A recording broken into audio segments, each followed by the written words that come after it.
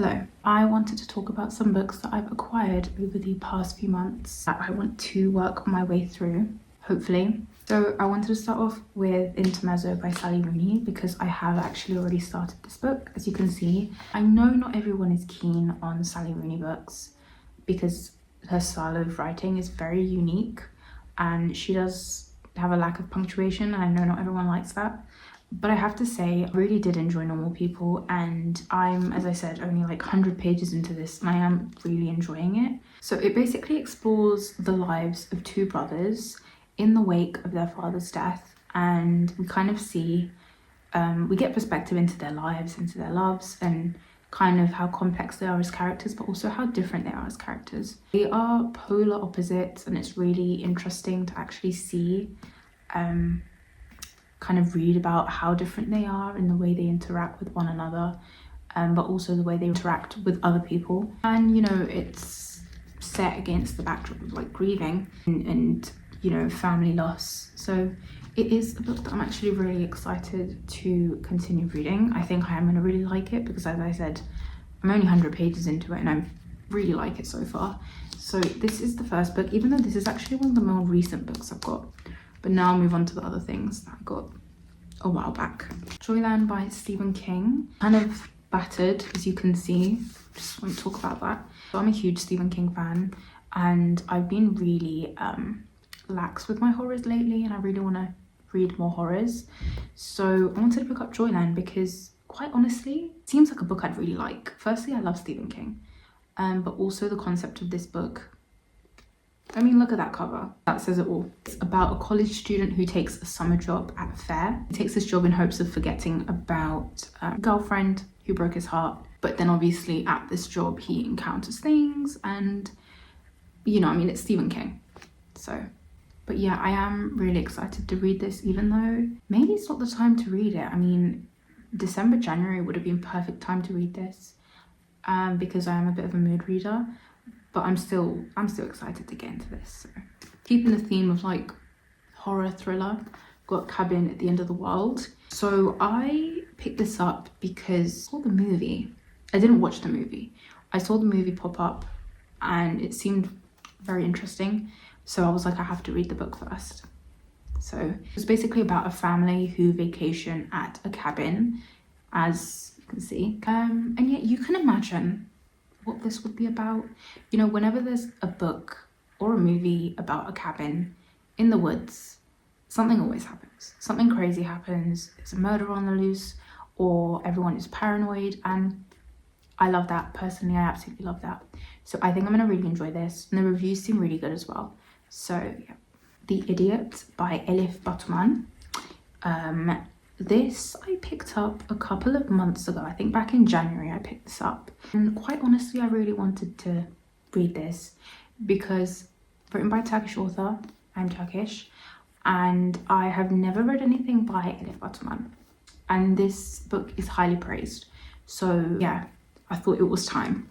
So this is about the main character Selin, and she gets into Harvard, and I guess this book follows her time there at Harvard, you know, kind of how she'd fit in and how life would be like for her anyway.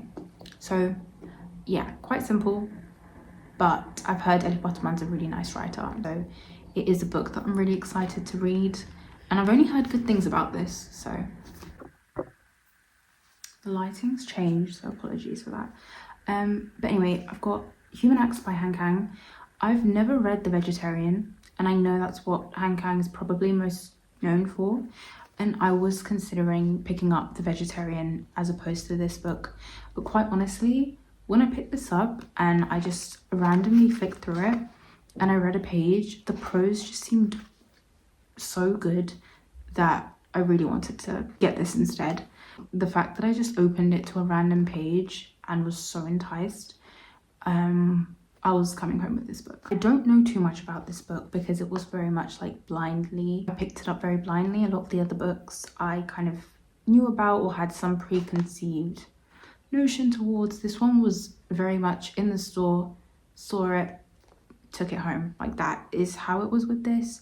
But I do know that it's set in South Korea, backdrop of student uprisings and protests, and there's a boy who who is also somewhat involved in this. I think I think the book also switches perspectives.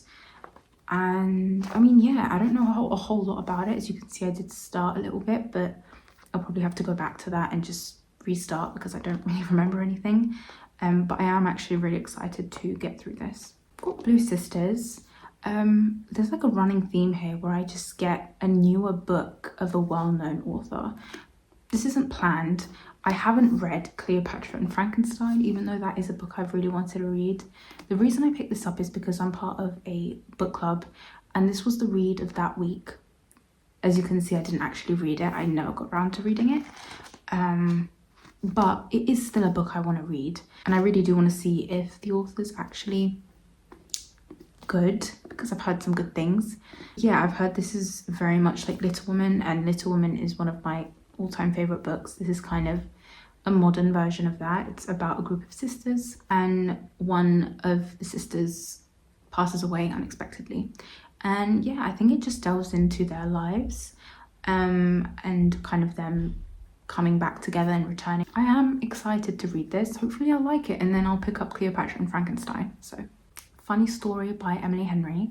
So this I wasn't planning on buying. I've only read one book by Emily Henry, and that was Book Lovers, and I loved that book. I know not a lot of people were keen on it, but I personally really liked it. And I didn't plan on buying this book because I wanted to get through her other books first before buying this one, because I really wanted to try Beach Read and I really wanted to try Happy Place. But when I was in the bookstore, there was an offer and it was buy one get one half price. I really wanted my other book. This was on the table, so I bought it. The only thing is, I haven't heard the best things about this book.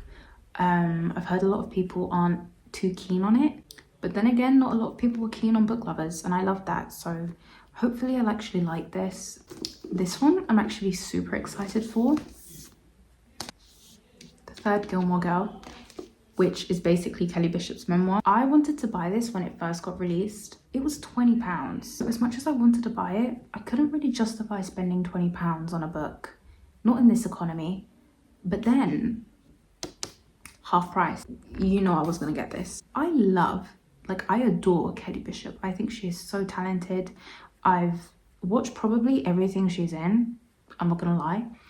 And I haven't read like a memoir or biography in such a long time. So when I found out about this, I was so excited. I can't wait to read this. Genuinely, I cannot wait to read this. Adore her. I've got Welcome to Night Vale. I was on a bit of like a thriller kick when I was making some orders.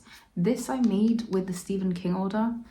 And yeah, I don't really have much to say about this. I just wanted something fun, entertaining, very immersive experience. And I heard that this book is that. So yeah, I'm not gonna lie, I did buy this a few months ago. I was supposed to have read this by now, but I've been really bad with reading books that I say I'm gonna read and I'll just read something else.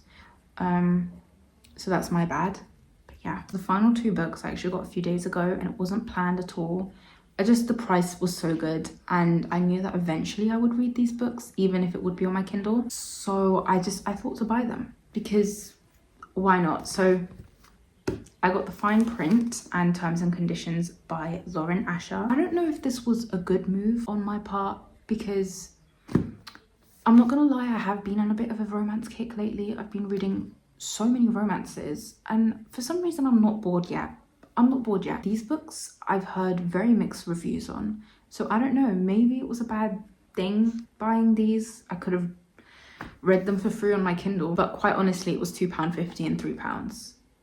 So I feel like it would have been wrong for me not to buy these at this price. And they're very popular, they're talked about a lot. And as I said, I am on a bit of a romance kick right now. I've been reading so many romances. I read the Made Men series. I'm probably gonna have to do a video on that because I loved it. And then I read King of Sloth. Right now, I'm reading an Elsie Silver book. You know, it's weird. I'm not a romance girl. Well, I do like romances, but I don't gravitate towards them really. As you can see, I don't know what's happened to me. I don't know what's happened to me. Maybe I am a romance girl. I don't know. So I wanted to try these out because everyone talks about them. Honestly, I wanted to buy into the hype. I wanted to buy into the hype, even though I get disappointed quite often. There have been times where I actually shamelessly enjoy book talk recommendations. So the price, it lured me in. I think this is enemies to lovers. I'm not sure. All I know is she works for him. Then this, I think, is like arranged marriage / marriage of convenience. I'm not gonna lie, I love both of these tropes, so I really hope that the writer's done it justice and I'll actually enjoy these. Those are the books that I've been collecting and have been struggling to get through. Hopefully by making this video I'm holding myself accountable, and the next few videos, or the next video, I'll be talking about some of them. And yeah, I hope this video wasn't too boring. Hopefully I'll see you in my next video, whenever that will be. So